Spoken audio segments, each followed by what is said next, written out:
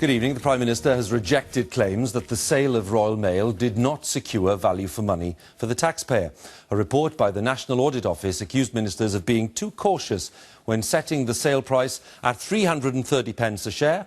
Ministers say it was right to be cautious and measured, despite the fact that the share price jumped 38% on the first day of trading and today reached 565 pence, an increase of 70% on the opening value.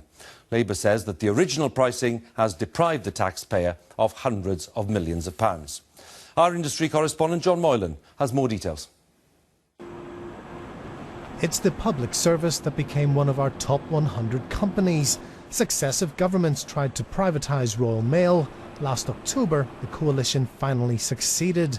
Now the public spending watchdog has concluded that the government sold the business too cheaply. We felt it should have gone further to ensure that it extracted the maximum value available to the taxpayer in this particular transaction. Today there were calls for the business secretary to resign. Labour demanded an apology. It wasn't forthcoming. It was right that we took a cautious and measured approach to the sale.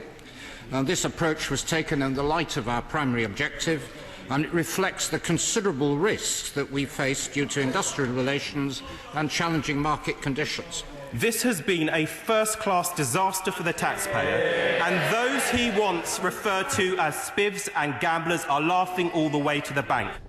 The government wanted Royal Mail to have stable long-term investors, so it gave a core group of city institutions a bigger allocation of shares. Those same firms also played a role in Royal Mail being priced so low. But within weeks of this privatisation, those firms had sold off about half of their shareholdings. Some have now sold off their entire stake. The investment giant Standard Life made millions selling most of its shares in March.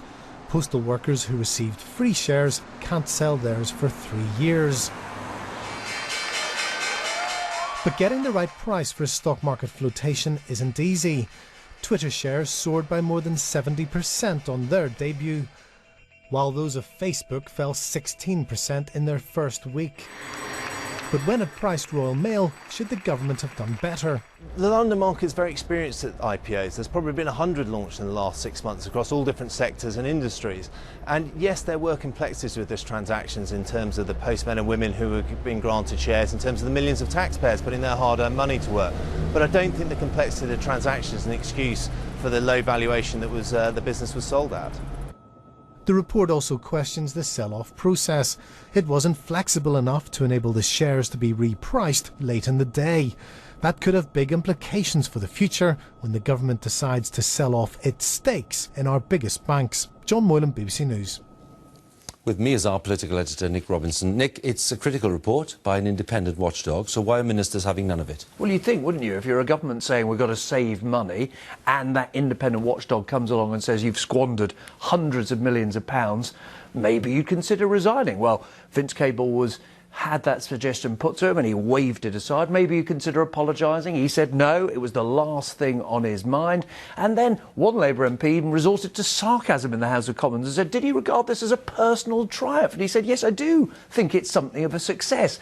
It's because, Hugh, his measure of success is different from this report. What he thought mattered was getting it privatised at all. He knew that the Major government had tried it, the Blair government had tried it, they both failed. This coalition government was determined they would get it out of the public sector into the private sector, and they priced it low as a result.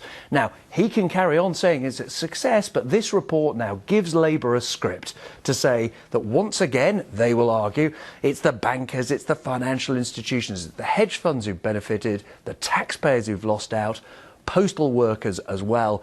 And I don't know Ed Miliband's script for Prime Minister's questions tomorrow, but I wouldn't be surprised if he doesn't come up with that phrase about they're standing up for the wrong people again.